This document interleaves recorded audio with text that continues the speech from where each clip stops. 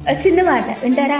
ఎవరన్నా వచ్చి బాబు అన్నాడు అనుకోండి, వాడు పలకడు కదా, ఎందుకంటే వినపడదు కదా. వినపడినప్పుడు ఒరే వాడు చౌటోడండి, వాడికి వినపడదండి, నువ్వే చెప్తావు. మన ఇంట్లో కూడా ఉంటారండి వినపడిన వాళ్ళు, ఉన్నారా లేదు మన ఇంట్లో? వినపడిన వాళ్ళు ఉన్నప్పుడు ఒరే చెవిటోడా, ఒరే చెవిటోడా, ఒరే చెవిటివాడా అని గట్టిగా తిట్టడం పాపమో తెలుసా?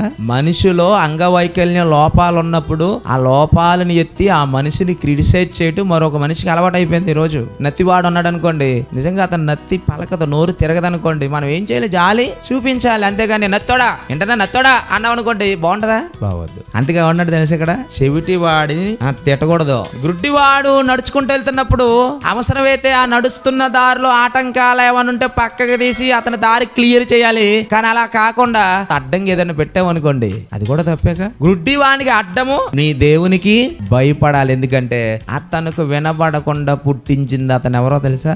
దేవుడు. కనబడకుండా అతను పుట్టించింది ఎవరో?